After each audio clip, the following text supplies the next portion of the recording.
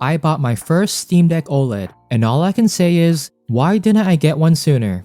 I've been a console gamer for the longest time, from Game Boy to Switch 2 and PlayStation to PS5 Pro, but I wanted something outside of that Nintendo and Sony ecosystem. Plus, with PC parts being what they are now, my mini ITX build is on hold. So if you're thinking about getting one, here are my thoughts about using it and what to expect. Okay, the Steam Deck arrived in this long brown box. Inside, you get a 45-watt power adapter, paperwork, and a case. Steam Deck's inside. The cable is 2.5 meters long, but I wish it was removable. And the inside of the box shows some places where you can game in different languages. The case is well designed. Small handle, hard shell exterior, soft interior, and recessed areas for the buttons and thumbsticks. There's also a spot on the back to store the power adapter. Very nice of Valve to include this case. And I noticed the zippers have these rings for a tiny lock or keychain. One thing that bothered me is how the case opens from top to bottom, but I guess I was just using it wrong. Coming from the Switch 2 and PS Portal, the Steam Deck is a lot lighter than I expected. Here's a size comparison. It's not as bulky either, and the weight distribution is pretty even, about 640 grams. The matte black finish looks and feels nice, and there's an orange power button for a pop of color. There are a lot of controls and input. You get two symmetrical joysticks, which I prefer, but they aren't Hall effect sticks. I did see that they're easy to replace though. Underneath, there's two square trackpads with haptic feedback, and that sound is quite nice, but a little bit hollow. Then you have your standard D-pad, view and menu buttons, and A, B, X, Y. You also get a Steam button, quick access, and two front-firing speakers. Sound is alright, but let me know what you think.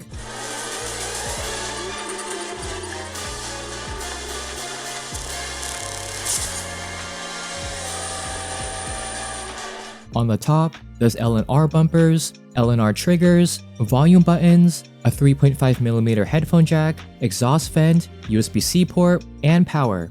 The back has 4 remappable buttons, another vent, and a Valve logo. The bottom is very clean, with just a micro SD slot. I wish it were covered and maybe another USB-C port. The middle of the thumbsticks are on the glossy side, so they'll pick up your skin oil and dirt. But I solved this by getting stick grips from Dbrand, which offer more control. I also got an ultra matte teardown skin to change to the entire look. I'll need to spend some time and apply it properly. Overall, the Steam Deck is comfortable in the hand and the layout is nice and accessible. So the Steam Deck's basically a portable PC. The specs are on the older side, but I'll leave them on the screen if you're curious.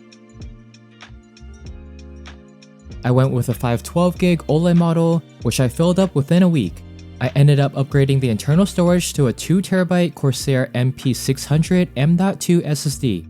It's pretty straightforward, some screws here and there, swap the drive, and put everything back. And since we're here, you also get Bluetooth 5.3 and Wi-Fi 6E. So with a 1TB micro SD card, I'm sitting at a total of 3TB for all my games. I skipped the 1TB model because I read the anti-glare screen affects the colors and black levels. It's also worth noting that the LCD version is discontinued, so you're looking at either the 512GB or 1TB OLED models, which I'll leave a link to in the description box below. The screen is a joy to look at. It's 7.4 inches, OLED, HDR, with a resolution of 1280 by 800, or a 16 by 10 aspect ratio. It also has a refresh rate at up to 90Hz. I use OLED displays on most of my devices, so having it on a handheld is a big plus. Colors are more vibrant, blacks are pitch black, and games just look a lot better. On paper, brightness is only 600 nits for SDR content and 1000 nits for HDR, but I keep mine at 50%, which is plenty bright for me. I thought the lower resolution and 90Hz screen would be downsides, but it's still nice and a step up from 60Hz. I can tell the difference between 60 and 90Hz and 90 to 120, but beyond that, it's marginal for the games I play. I do have a screen protector on mine, which I did not do a good job of installing. The display is also touchscreen, which makes navigating around SteamOS a lot more fun. It's my first time using SteamOS, and it's quick and responsive. When I set it up, all I had to do was connect to Wi-Fi, sign in, and my games appeared under Library. Most elements work with touch, except for the quick menu, which needs a quick press.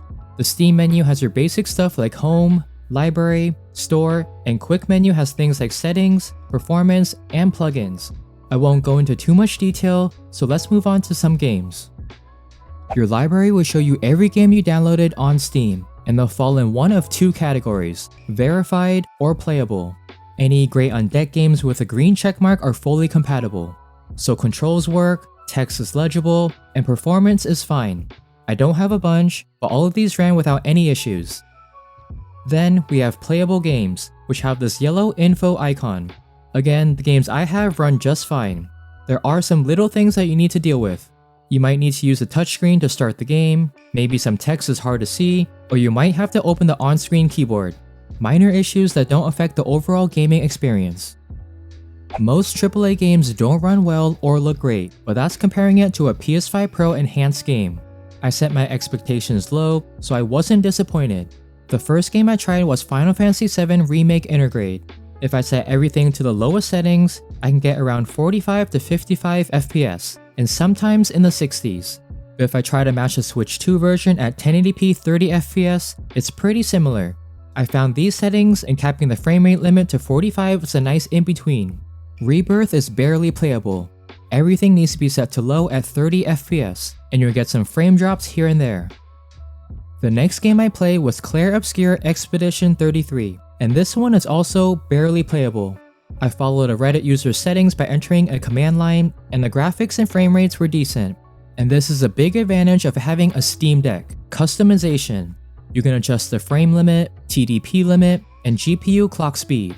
Nice control over performance and graphics, something you don't get on a Switch 2. The last game I tried was Stellar Blade, and this one is well optimized. With the built-in handheld preset, I can get 60 FPS with some frame drops, but it's very playable. Graphics aren't as good, so again, I followed another user's settings. I wonder if I can take a screen recording and compare the two. Also, I recently installed some mods, so I have Tifa's outfit and hairstyle. Battery life for AAA games is not great, 2 hours, maybe 3, and the fans do spin up a bit, but it's not too bad. I'm holding most of these games for my future PC, so the Steam Deck is a temporary solution. You can also play indie games like Hollow Knight with no problems whatsoever. Also, cloud saves and online multiplayer are free, so no paid subscriptions required. Emulation was the main reason I picked up a Steam Deck.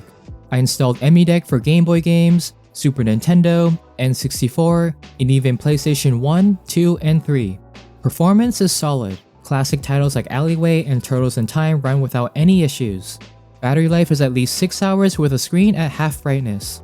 For PlayStation games, I did have Kingdom Hearts 2 and Final Fantasy 13, but with the Steam Winter Sale, I ended up buying them all at a great price. I get cloud saves and some nice quality of life improvements. With FF13, I capped it at 30 FPS, 5W TDP, and 400 MHz GPU clock. The game runs really smooth and it gives me nearly 7 hours of battery life. I do have a few non-Steam games. Chiaki is for remote play, so I can stream PS5 games right to here. Custom button layouts, touchpad support, and back buttons all work well. It behaves close to a Portal, but connection quality can vary. Battery life is great since it's only streaming. Emulation Station is for EmuDeck, and I also installed Honkai Star Rail and Zenless Zone Zero. Surprisingly, HSR runs really well at almost a constant 60 FPS, but ZZZ on the other hand struggles quite a bit. Both require manual setup and compatibility tweaks, which brings me to desktop mode. This is probably my favorite thing about the Steam Deck. You get a full Linux OS. I can manage files by copying and pasting them from a flash drive. I can browse the web and watch YouTube videos, and install those non-Steam games I mentioned before. But what's cool is that you can dock it via USB-C.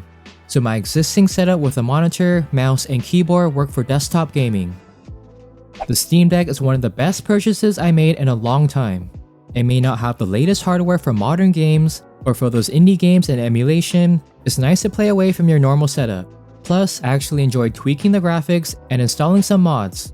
If you have any tips or tricks, let me know in the comments down below. Thanks for watching, and if you haven't already, please like, subscribe, and hit the bell so you'll be notified when I post new videos, and I'll catch you guys in the next one. Bye!